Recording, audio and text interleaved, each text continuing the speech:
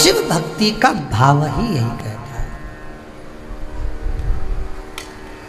आप शंकर का अनुमोदन कर रहे हैं, शिव का मात्र स्पर्श। कई कई माताएं प्रश्न करती हैं, क्या शिवलिंग का स्पर्श कर सकते हैं? देखिए, एक प्रश्न बड़ा सुंदर, अच्छा है।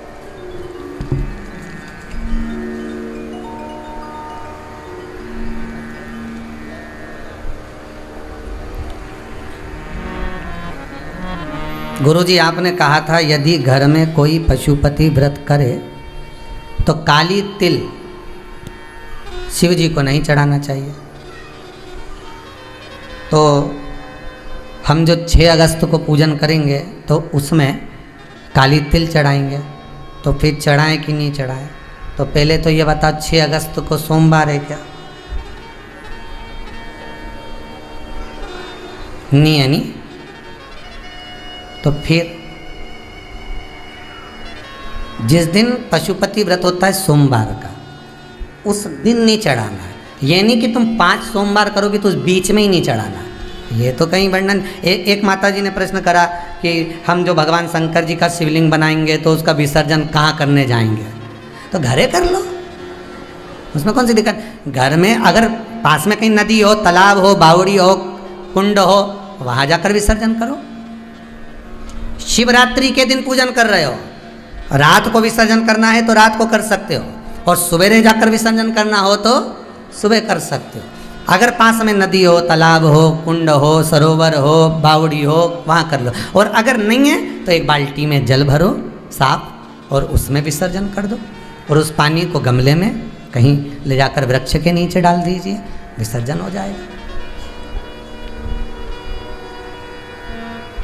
पर करो पूजन शिव की, बहुत जरूरी। स्पर्श मात्र शंकर का, मात्र स्पर्श शिव का। अब एक प्रश्न और खड़ा हो जाता है, महाराज जी शिवलिंग कितना बड़ा बना है? अब कितनी बार कहा, एक इस हाथ को जमीन पर रख के देख लो, थाली में रख के देख लो कि अंगूठे को खड़ा करो, हाथ को रख के देख लो। अब बस इसी अंगुष्ठ के बराबर में जलाधारी शिवलिंग सब इसी के अनुकूल होना चाहिए, इससे बड़ा नहीं। अब तुम फैशन में बढ़ा लो, तुम्हारी मर्जी है, तुम जितना बड़ा बनाना हो तुम्हारा मन। अब आगे तुम्हारा मन भी तो होना चाहिए ना भाई, हमारा तो मन, हम तो इतनी सारी मिट्टी का ला, तो हम सबका बनाएंगे तो बना लो, अब मन तुम्हारा।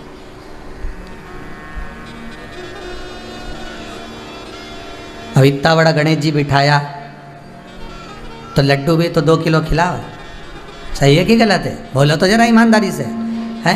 अब घर में इतने सारे देवता बैठे, शंकर जी, राम जी, हनुमान जी, गणेश जी, कुल देवी, कुल देवता, पितर जी, तो संतोषी माता, तो ये माता, तो वो पिता, ढेर सारे भगवान मंदिर के अंदर। मंदिर इतना सा, देवता इतने, सब खसक खसक के बैठे हैं। एक भी देवता को ड्रेस पहना दो तो दूसरे भी जाके टिक जाए। अब इतने देवता, अब इतने सारे देवता को अब भोजन कितना खिलाया तुमने? ईमानदारी से बोलना। शंकर जी, हनुमान जी, पार्वती जी, गणेश जी, दाई सूंड का गणेश, बाई सूंड का गणेश, फिर लक्ष्मी जी, फिर इसके बाद में लड्डू गोपाल जी, फिर ठाकुर जी, फिर राधा जी, फिर कृष्ण जी, फिर संतोषी माता, फिर घूमने गई थी तो बद्रीनाथ जी से बद्रीनाथ जी लाई थी, रामेश्वर गई थी तो वहाँ से रामेश्वर जी लाई थी, फिर जगन्नाथ जी गई तो वहाँ से जगन्नाथ जी लाई, फिर द्वारका गई वहाँ से द्वारका जी लाई,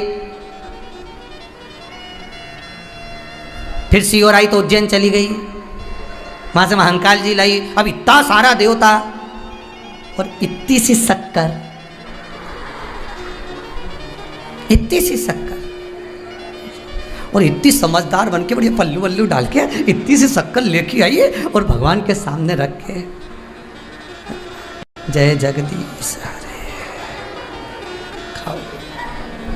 अब गणेश जी भगवान शंकर से बोले हम खाएंगे, हनुमान जी बोले हम खाएं, राम जी के हम खाएं, सब देवता आपस में झगड़ा करे। तो अब देवताओं ने भी सोच लिया इसने अपने को खाने के चक्कर में किचकिच कराई, अब जे किचन में जाए तो अपन भी किचकिच करा। तो ये किचन में पहुंची और सास के साथ जो किचकिच चालू हुई, तो सास भी सोचे हमारी तो ना जाने क्या है ऐसा हमारे घर में, समझ में नहीं आए गुरुजी, हम तो कितनी जगह पूछे समझ में नहीं आए कि जरा सी बात के पीछे सब बात बिगड़े तो सब झगड़ा हो जाए, तो उनसे कह दो शक्कर कम है, थोड़ा आइटम तो बड़ा, देवता इतने शक्कर इतनी से कितनी खाए सो कितनी। हमारे यहाँ सब कुछ है गुरुजी, पर शांति नहीं, तो शांति हो कहाँ से? भगवान को तुम लोग बेवकूफ़ बनाओ, अगर रखो साधो पूजन करो साध्य बनाओ, भगवान की आराधना कर रहे हो दिल से कर रहे हो, तो फिर भगवान के साथ कपट क्यों कर रहे हो? पति की थाली अलग, पत्नी की अलग, जेठानी अलग, बड़ा छोरा अलग, बड़ी छोरी अलग, और भगवान इतना सारा एक।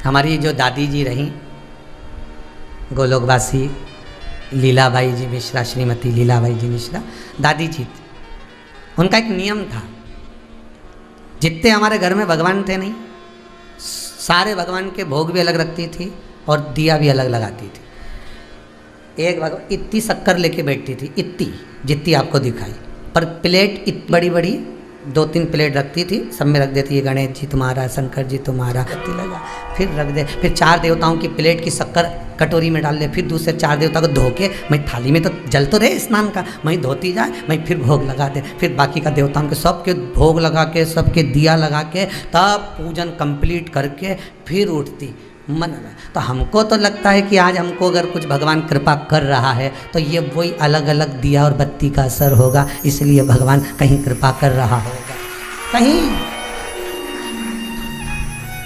पूर्वजों का किया हुआ पुण्य सामने जरूर आता है, बेटे का किया गया पाप पूर्वजों को भुगतना जरूर पड़ता है। ध्यान दीजिएगा दोनों बातों को, पूर्वजों में जो पुण्य कर गए हैं, दादा दादी आपके जितने बुजुर्ग पुण्य कर गए, कोई शंकर को 1 लोटा पानी चढ़ाए, कोई अनुष्ठान करे, कोई दान करा, कोई पुण्य करा, कोई सत्कर्म करा, उसका भाग तुम्हें जरूर मिलेगा अवश्य। और आप जितने लोग शिव महापुराण की कथा को भले फेसबुक पर सुन रहे हो, यूट्यूब पर सुन रहे हो, 40-40 38 हजार लोग मोबाइल ले लेकर बैठे हुए हैं,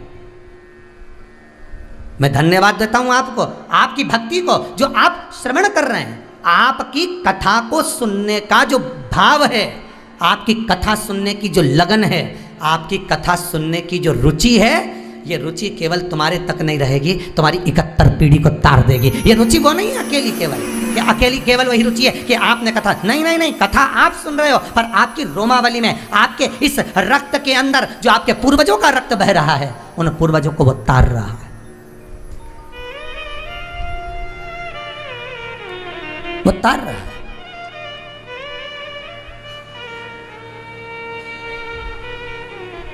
वो कहीं ना कहीं प्राप्त हो जाता है किसी न किसी रूप में। शंकर का अनुभव, शंकर का अनुवादन, शंकर का स्मरण, शिवलिंग का स्मरण, शंकर का आनंद सुख, जीवन का एक आनंद देने वाला।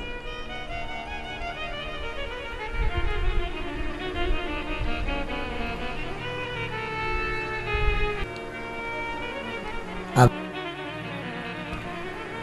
राधा और कृष्ण दोनों विराजमान थे, तभी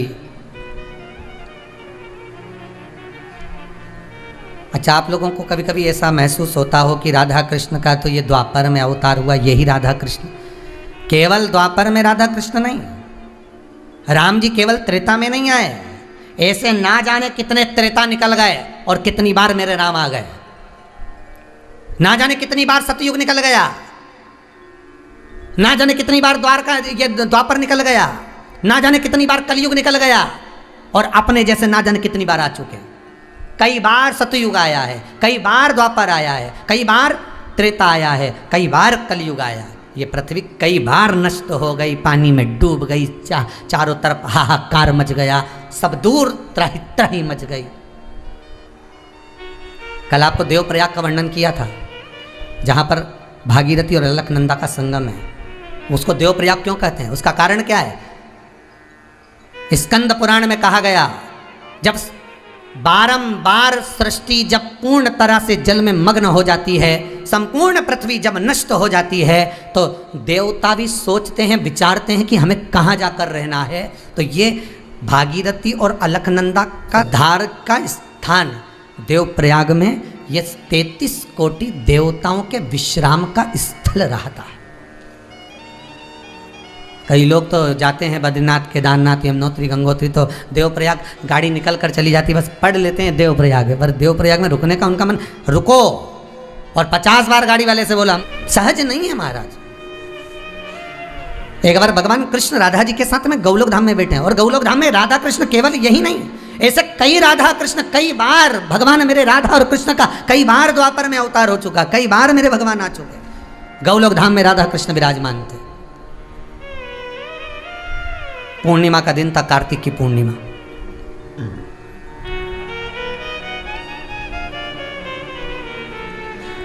सुंदर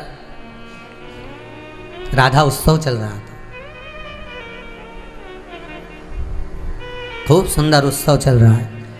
कार्तिक के 33 कोटि देवता जब वहां आ जाते हैं, सिंहासनों पर जाकर बैठ जाते हैं, विराजमान हो जाते हैं, तब माता सरस्वती से कहा जाता है कि आप अपने स्वर को लगाइए और कुछ मनोरंजन का आनंद कराइए, आप गायन करिए। सरस्वती मैया ने जब गाना प्रारंभ करा, माता सरस्वती ने जब अपना गायन किया, माँ शारदा जो बोलना प्रारंभ करी, माता सरस्वती जैसे ही गायन प्रारंभ करा, सारे 33 कोटि देवता शुद्ध बोलकर, आनंद कर कर, बड़े उत्सुकता में, बड़े आनंद में, उमंगता में भर गए, सबकी सब।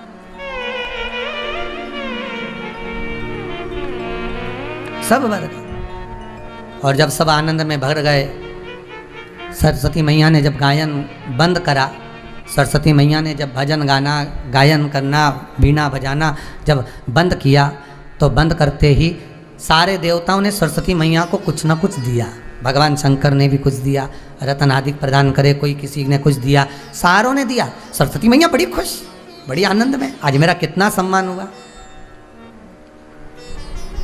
कितना सम्मान हुआ है।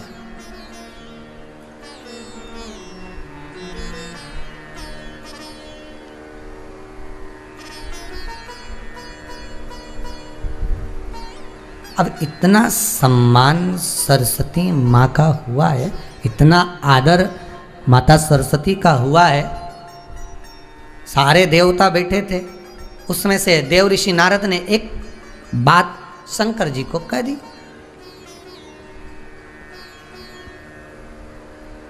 ये गंगा अवतरण की कथा है, गंगा शिव महापुराण चल रही है। गंगा का जल कैसे बना, ये वो कथा है।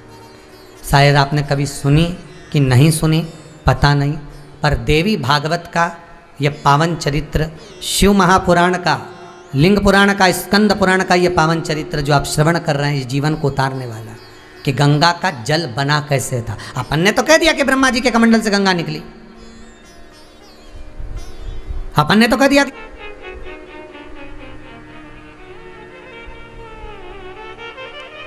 धार में एक हमारे इंदौर में सराफा वाले हैं, उनकी सास ससुर धार में रहते हैं। धार में रहते हैं तो उनके ससुर जी को हो गया कैंसर। डॉक्टर ने कह दिया इनका कीमो वीमो चालू करना है, इनको कीमो होना है, इनका कीमो चालू करना है, कैंसर है और बड़ा भारी हो चुका है, लास्ट स्टेज पे पहुंच चुका है, ऑपरेशन करना पड़ेगा, ये करना पड़ेगा। पत्नी शिव की भगत थी, शंकर की उपासक। उसने कहीं शंकर की कथा में पढ़ लिया होगा कि गंगा के जल में वो तत्व छुपा है कि अच्छी अच्छी बीमारी को भी ठीक कर सकता है। पत्नी ने कुछ नहीं कराया, सीधे हरिद्वार चली गई, एक कमरा किराए का ले लिया, 4 महीने वहाँ रुकी, गंगा के जल में बैठती पति को लेकर, उसी जल को पिलाती। उस आने वाले बैठे हों या 4-5 विद्वान पंडित बैठे हों या 4-5 अच्छे सुनार बैठे हों या 4-5 अच्छे कपड़े सिलने वाले बैठे हों या 4-5 समझ जाओ कटिंग करने वाले खवासदा बैठे हों, 4-5 अच्छे विद्वान कोई भी बैठा और उनके सामने तुम एक की तारीफ कर दो ना, दूसरे का मुंडा उतर जाए। मतलब हमें तो कटिंग करना ही नहीं आता, मतलब हमें तो कुर्ता ही सिलना नहीं आता, मतलब हमको तो गाना ही नहीं आता, यही गवैया आया। अब नारद जी ने कह दिया कितना सुंदर गाई सरस्वती, पार्वती जी बैठी थी शंकर जी के बाजू में। शिव जी से बोली इसको सिखाया किसने है? सरस्वती को जब स्वर नहीं आते थे तो श्री सेलम के उस पर्वत पर मेरे देव अधिदेव महादेव मल्लिका अर्जुन के रूप में जब कार्तिकेय से मिलने जाते थे तो सरस्वती को सिखाने के लिए जाते थे। कार्तिकेय से तो केवल मिलना एक संवाद की बात थी। सरस्वती को स्वर दिया, सरस्वती को नृत्य सिखाया। इसलिए आज भी सरस्वती पूजन में सरस्वती की पूजन नहीं, नटराज की पूजन होती है। किसकी मूर्ति? नटराज। शिव ने दिया है ज्ञान। तो पार्वती जी बोली आपने ज्ञान दिया, आप गुरु और ये चेली, खाने वाली चेली नहीं, ये चेली। अब ऐसी चेली तुम्हारी, कितना सुंदर गाया, सब कुछ इनने पाया और आपका तो कहीं नाम ही नहीं लिया। अच्छा, कई लोगों को बहुत डर भी लगता है, जो लोग भले बैठ कर कथा लिख लें, कथा रिकॉर्डिंग कर लें और कथा बोलते भी हैं, पर उनको बड़ा भय रहता है कि हमने ये कथा किसके मुंह से सुनी थी। बताएंगे नहीं, बोलेंगे कथा में, सब बोलेंगे, क्योंकि उन्होंने लिख लिख के रखी। सिगर वाला महाराज जो बोला सब लिख लिख के उन्हें धर लिया, रख लो, बहुत अच्छी कथा लिख, अब रख तो ली। अब जब कथा करो तो बोलो, और बोलो तो, पर ये नहीं बोलता है कि ये तो सरस्वती ने नहीं कहा कि मुझे शंकर भगवान ने सिखाया। सरस्वती एक बार भी नहीं बोली गायन में, सबका गुणगान करा, पर शिव का नहीं, महाराज शंकर का नाम नहीं लिया। अब तो नारद जी ने जैसे ही बोला कितना सुंदर गाई, तो पार्वती जी ने मन में सोचा मेरे पति के बराबर दुनिया में कोई गा भी नहीं सकता। अपने पति की बुराई कभी नहीं सुनना जिंदगी में। वो टेढ़ी चोटी वाली बाई को याद कर लेना, भला है बुरा है जैसा भी है, मेरा पति तो मेरा देवता है। वो बाई याद कर लेना, कभी लाल रिबन बांधती थी, कभी नीला बांधती थी, उसको याद कर।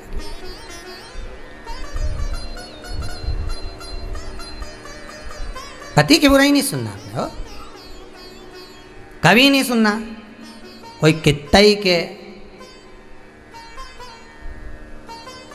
एक छोरी के तो गुस्सा आ गया एक बार अपने मायका में कह दिया एक दिन माँ ने, थारा पति तो बेवड़ा है। ये के तो गुस्सा आ गया।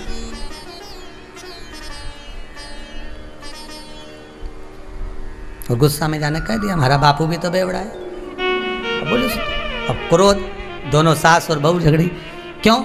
वो अपने पति की बुराई नहीं सुन सकती थी, तो ये अपने पति की बुराई नहीं सुन सकती। धर्म पत्नी है। मायके जब जब जाना, सावन का महीना आ रहा है, अच्छे से जाना, पति की कभी बुराई करके मत आना, मान सम्मान बना कर आना। बहुत बढ़िया साहब।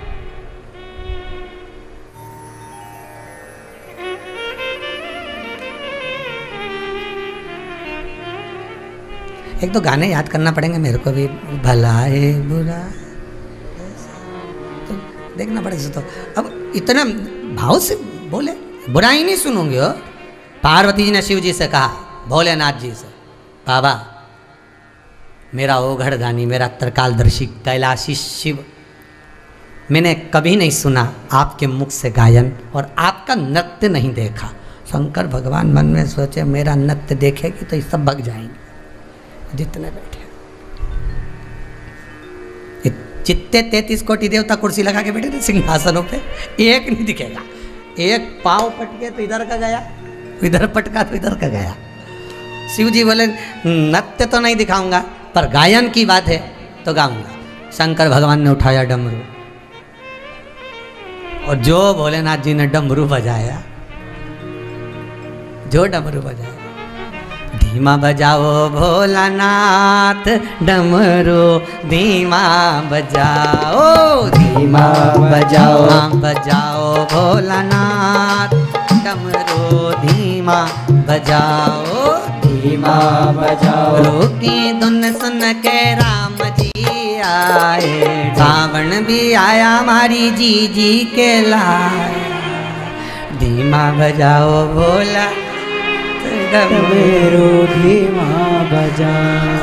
भगवान शिव ने जो डमरू का नाद करा, ऐसा डमरू बजाया और ऐसा भगवान गायन करना प्रारंभ करा। ऐसा भजन भगवान शंकर ने ऐसी गायकी करी, ऐसी गाया, ऐसा गाना चालू करा।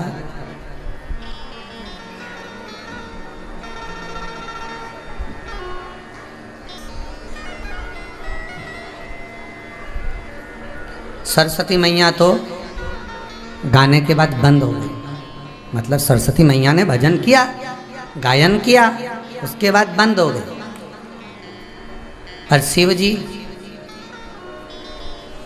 दो तरह की भजन संध्या होती है, तुम्हारे यहाँ भी हुई होगी, समझ लो जरा दोनों तरह की। एक भजन संध्या होती है जिसमें बढ़िया बढ़िया कलाकार आते हैं, सब माइक ले लेके खूब जोरदार नाच गा के, जोरदार बाल माल हिला हिलू के, और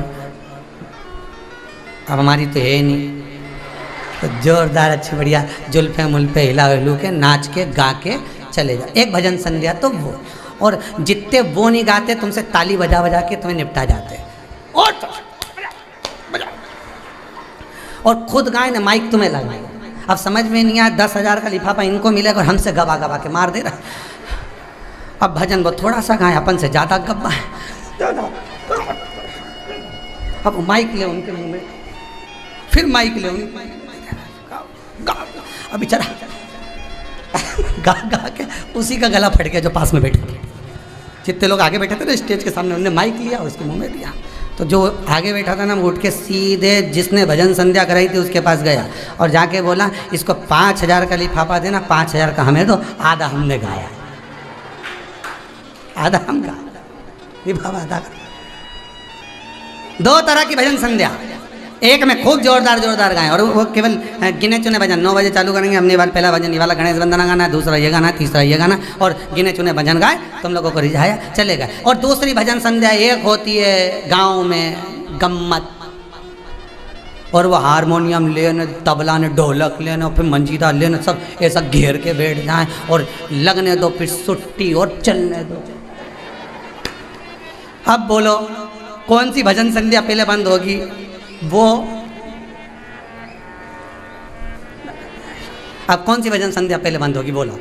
वो की है तो वो जो स्टेज पे हो रही थी ना, वो तो 10-11 बजे 12 बजे अक्षतम केशवम राम नारायणम, वो तो पूरी हो गई। और इनकी तो 10-11 बजे तो चालू हुई, सुबह 4 बजे भी इनके कहीं नहीं हुई, तो चलने दो।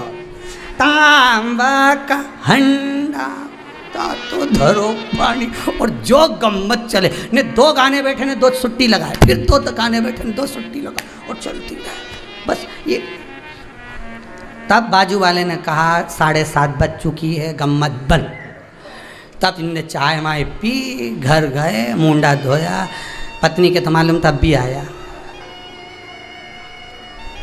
2 तरह के, एक सरस्वती मैया ने भजन गाया और एक शंकर जी ने गाया। अब शंकर जी कौन सा गाए? जो गाए, जितने बैठे थे भगवान की गायकी में इतने डूब गए, इतने डूब गए, इतने डूब गए कि इनके सुध नहीं रही। 33 कोटि देवताओं का शरीर पिघल गया, जल बन गया। वो जल शंकर जी के चरणों में जाकर पड़ गया, वो जल गंगा जल बन गया। वही जल वो रोक लिया रुक्मणी, सतभामा, जामवंती, कालंदी, मित्रवंदा, लक्ष्मणा, सबने रोका, माँ रुको, माँ रुको। क्या हो गया बहुओं, क्या बात है? माँ, हमने सुना है भगवान कृष्ण की कथा, जब वृंदावन में रहे, ब्रजरज में रहे, गोकुल, बरसाना, नंदगांव, मथुरा, जितनी जगह पर भगवान रहे उनकी लीला को हमको सुनना है। माँ, आप तो ब्रज में रहती थीं, कन्हैया आपके आंगन में खेलते थे दाऊ भैया के साथ, आपको तो कृष्ण की सब लीला मालूम होगी ना माँ, हमको कह दो। इतने में रोहिणी जी बोली, काकी बोली रोहिणी कि मैं कथा तो कह दूं, कृष्ण का चरित्र तो कह दूं, ब्रज की पूरा चरित्र मैं तुम्हें सुना दूंगी, मना नहीं है, ब्रज का चरित्र कहने में मुझे मना नहीं, पर दिक्कत इतनी सी है, अगर मैं तुमको ब्रज का चरित्र सुनाऊंगी, गोपियों का चरित्र सुनाऊंगी, ग्वालों का चरित्र सुनाऊंगी, और उस समय पर अगर कृष्ण आ गया और कन्हैया ने मेरे मुख से सुन लिया तो वो रो देगा, इसलिए मैं कैसे सुनाऊं? तो इन्होंने कहा चिंता मत करो, आप चिंता मत करो, हम सुभद्रा जी को खड़ी कर देते। किसको खड़ा करा? सुभद्रा। सुभद्रा जी को बुलाया गया, आप यहां खड़ी हो जाओ दरवाजे पर। दरवाजे पर? हाँ, बस यहीं खड़ी रही। सुभद्रा जी ने पूछा क्यों? मुझे दरवाजे पर क्यों खड़ा करा जा रहा है? रुक्मणी, सतभामा, जामंती, कालंदी, मित्रवृंदा, लक्ष्मणा आदि सब बोल रही हैं। हमें भगवान कृष्ण के बचपन का चरित्र सुनना, हमें कृष्ण के बचपन का चरित्र श्रवण करना। ठीक है, तो करना क्या है? मुझे सुभद्रा जी से कहा एक काम करना, कन्हैया ना आ जाए उसका ध्यान रखना। गोपियों को याद कर कर रोएगा ना तो अच्छा नहीं लगेगा कृष्ण। सुभद्रा जी दरवाजे पर खड़ी हो गई। रोहिणी काकी ने कथा कहना प्रारंभ करा। भगवान का बाल्य चरित्र जो रोहिणी जी सुनाती सुनाती गईं, फिर मथुरा आने की जो कथा कहना प्रारंभ करा, नैनों से नीर रोहिणी जी के बहना चालू हुआ। रुक्मणी, सतभामा, जामंती, कालंदी सब रो रही हैं। इतनी देर में भगवान कृष्ण और बलराम का आगमन हो गया। कृष्ण और बलराम आ गए।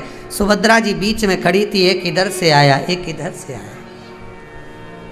कृष्ण इधर से, बलराम इधर से, सुभद्रा बीच में खड़ी। चरण सुभद्रा के पास में रखा ही था। सुभद्रा तो खुद आंखों से नीर बहा रही थी भगवान की लीला को सुनकर। कन्हैया मौन होकर खड़े हो गए। रोहिणी जी कथा कहती रहीं।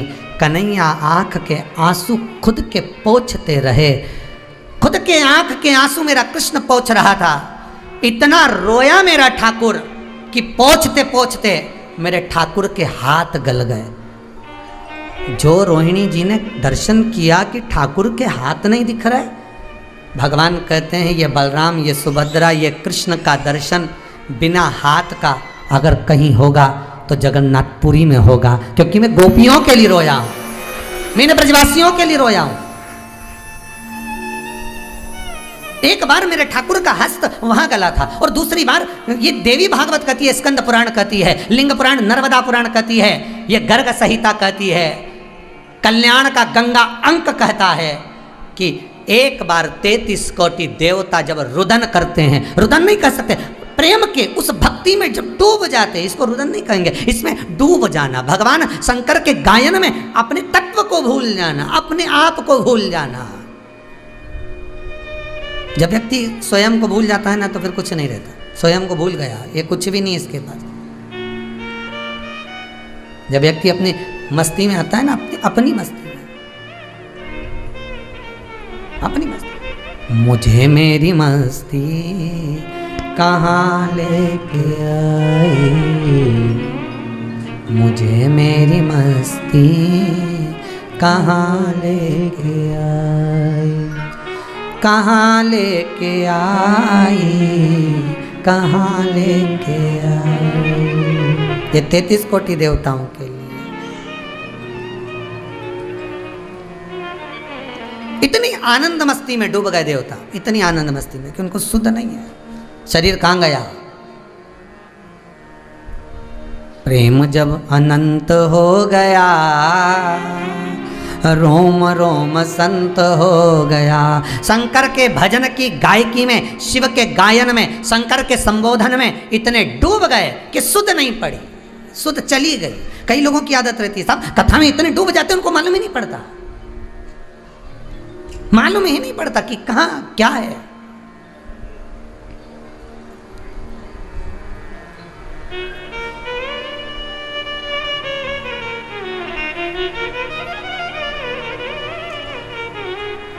कहाँ शुद्ध थी? भगवान जब बंसी बजाते थे तो गोपियाँ शुद्ध रखती थी? इतना डूब जाती थी कि लहंगा धरा शीश पर, दई चूनर पाऊँ, पतियन रोके नहीं रुकी, छोड़ चली घर गाँव। उनको शुद्ध नहीं रहती थी। एक स्नान करने गई थी, नहाने गई थी, जो स्नान करने गई थी उसके दांत थोड़े बड़े बड़े थे गोपी के। नहाने गई, स्नान कर कर आई तो बाल खुले, लहंगा चोली पहनना था लाल कलर का, पहन लिया ब्लैक कलर का, काला। सुरमा लगाना था नैनों में, लगा लिया होठों में। लाली लगाना थी होठों में, लगा लिया नैनों में। बिंदी लगाना थी लाली की, कुंकू की, लगा ली काजल की। दांत बड़े, होठ काले, आंख लाल,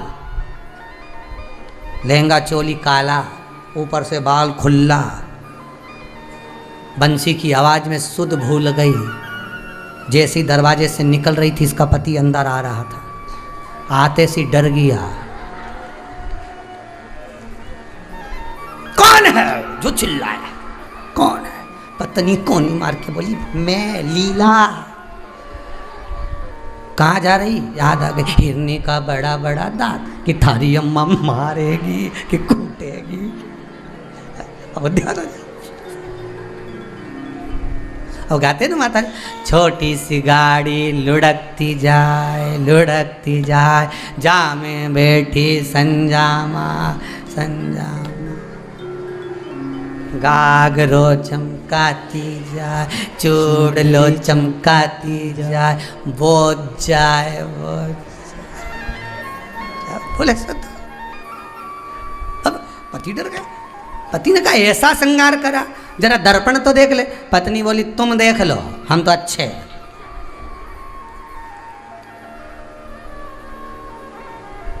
रावण और दशरथ जी में यही अंतर था। दशरथ जी दर्पण खुद देखे थे, उन्होंने देख लिया था, बाल सफेद हो गया तो राम जी को राज दे दिया था। और रावण को कोई कहता था कि दर्पण देख लो तो रावण गुस्से में आ जाता था, तू देख ले।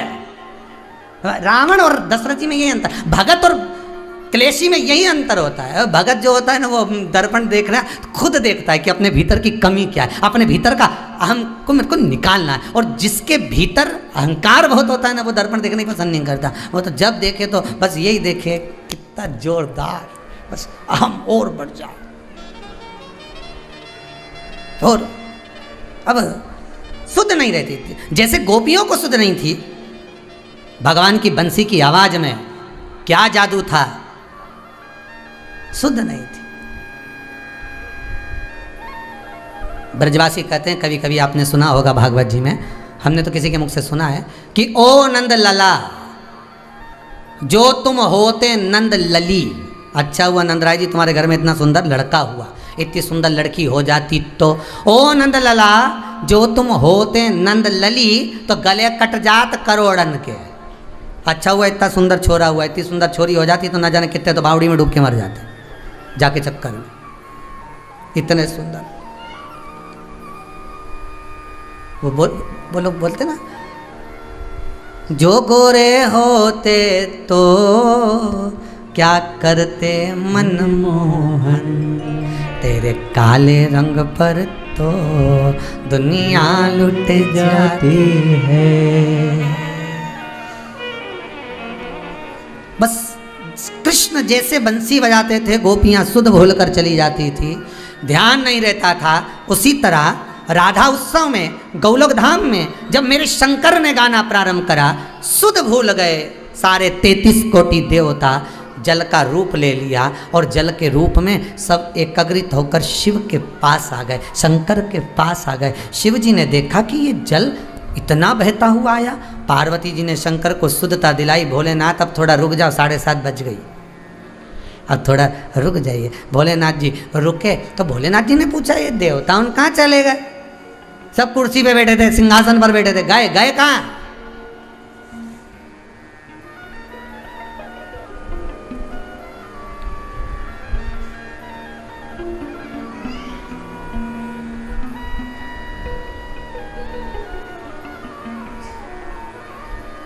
बहुत बहुत अंतर होता है, बहुत अंतर। अरे गए कहाँ हैं ये सारे के सारे?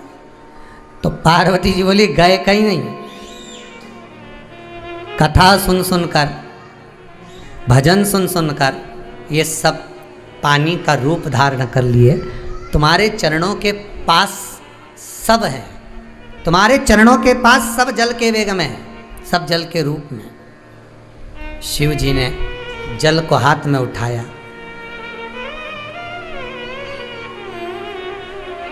ब्रह्मा जी को याद किया, ब्रह्मदेव आए, इस जल को आप रखिए। सारे देवता अगर इस जल के रूप में है तो इस जल देवताओं को, इस जल को, इन देवताओं को मैं अपने मस्तक पर धारण करूंगा। शंकर कितने करुणा करने वाले हैं वो देखिए कि देवता सब शिव के चरणों में आ गए थे। तो शंकर जी ने सोचा ये मेरे चरणों में देवता आ गए तो इनका सम्मान कैसे करूंगा। चरणों में झुक कर अगर सम्मान करूंगा तो लोग क्या सोचेंगे, इसलिए इस जल को सिर पे चढ़ा लूंगा तो सम्मान ही सम्मान हो जाएगा। कभी अगर मौका मिले और तुम जानो कि भाई हम सामने रहकर कुछ दे नहीं सकते, सामने रहकर सम्मान नहीं कर सकते, तो पीछे रहकर तो कर सकते हो, पीछे होकर तो कर सकते हो। दिया शिव ने ब्रह्मा जी को दिया, ब्रह्मदेव।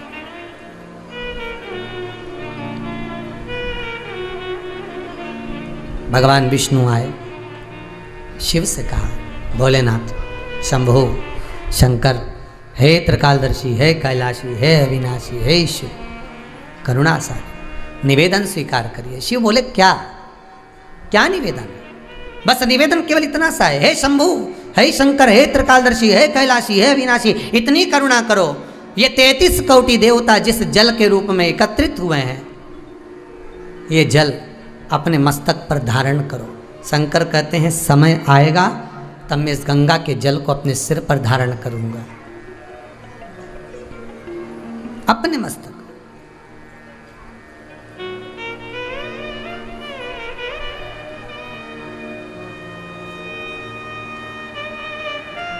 और कोई सहज नहीं है, गंगा का जल फिर निवेदन करूंगा आप सभी से। कल कल करता हुआ जब बहकर गोमुख से निकलता है, ना जाने कितनी औषधियों को लेकर। गंगा की बालू रेत को गौरी शंकर क्यों कहते हैं? गंगा के जल में से निकला हुआ पाषाण गौरी शंकर क्यों कहलाता है? क्यों कहते हैं उसको? लिंग पुराण कहती है, जब भगवान शंकर के तेज पुंज को सूर्यदेव अग्निदेव ने लाकर गंगा जी को दिया, तो गंगा जी के जल ने शंकर भगवान के तेज पुंज को रखकर उससे पुत्र को प्रकट किया। 6 पुत्र गंगा के जल से प्रकट हुए थे, षडानंद कार्तिकेय। जब वो 6 पुत्र उत्पन्न हुए, रोते एक साथ, दूध पीते एक साथ, बड़ी दुखी हो गई गंगा मैया। तब गंगा जी ने विचार करा, क्या करा जाए? गंगा जी ने ऋषियों की पत्नी कृतिकाओं को बुलाया। कृतिकाओं, इन पुत्रों को आप संभाल लो। कृतिकाओं ने एक एक पुत्र बांट लिए, उनको संभालने लगी, पर वो 6 ही रोए तो एक साथ, दूध पिए तो एक साथ, पानी पिए तो एक साथ, बड़ी दुखी हो गई कृतिकाएं। कृतिकाओं ने सोचा करे क्या? तब कृतिकाओं ने विचार करा, कुछ ना कुछ तो करना पड़ेगा। कृतिकाओं ने बालक को सुलाया, 6 ही को, हाथ में गंगा का जल लिया। हे गंगा मैया, अगर हमने अपने पति की सेवा परमेश्वर मानकर करी है, पति के चरणों का स्तमन करा है, स्मरण करा है, तो ये 6 ही एक हो जाए। गंगा जी का जल गिरते ही 6 बालक एक हो गए। मुख 6 थे, शरीर एक था। कृतिकाओं ने एक करा था, इसलिए गंगा जी ने उनका नाम कार्तिकेय रख दिया था। गंगा का जल, गंगा मैया शंकर भगवान के पुत्रों का पालन भी करिए। 6 बेटे और 5 बेटी गंगा के जल से प्रगटी हैं भगवान शंकर की। भगवान शिव के जो 13 बच्चे हैं, उन 13 बच्चों में 6 लड़के कृतिका ने पाले, जो 6 पुत्र वो एक हो गए थे। भले कार्तिक अब एक कहलाना, अपन कहलाएंगे तो 6 पुत्र और 5 बेटियां। जब शंकर भगवान स्नान करने बैठे गंगा के जल में, शरीर में से जो पसीने की धार निकल रही थी, उसने 6 रूप, गंगा जी ने 5 रूप बांट दिए। शिव जी की 5 बेटियां उत्पन्न हो गई थी, जया, विषहरा, शामरी बारी, दौतली और देव। ये शंकर जी की 5 बेटियां भी गंगा के जल से प्रकटी हैं, 5 पुत्री। तो ये गौरी शंकर क्यों कहते हैं? शंकर भगवान जैसे नर्मदा का कंकर शंकर है, तो गंगा का कंकर भी शंकर होना था, पर गंगा का कंकर गौरी शंकर है। क्यों? उसका कारण केवल एक है, क्योंकि गंगा मैया भगवान शंकर के पुत्रों का, बेटियों का पालन करी है, तो गौरी का ही एक रूप है। किसका रूप है? गौरी का ही रूप।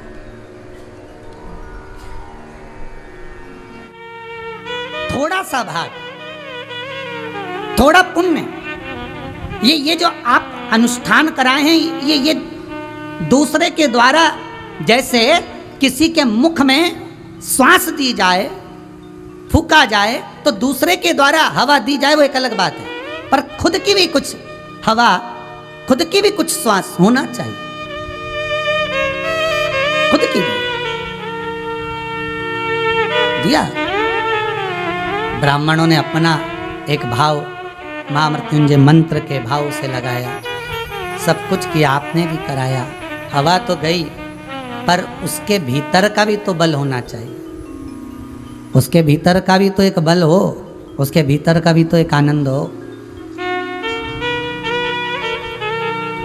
उसके भीतर का भी भजन की प्रबलता हो। फिर आपसे निवेदन करूंगा, जितने लोग कथा सुन रहे हैं उनसे,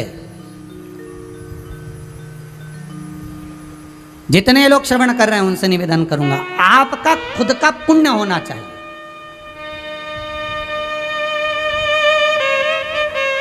आपका खुद का पुण्य, खुद का दान, आपका हाथ से किया हुआ सत्कर्म आपका खुद का होना चाहिए। एक कथा पहले भी कही थी, आज फिर कह रहे हैं। जब किसी के प्राण छूटते हैं, 10 दिन तक जीवात्मा उसकी अटारी पर रहती है।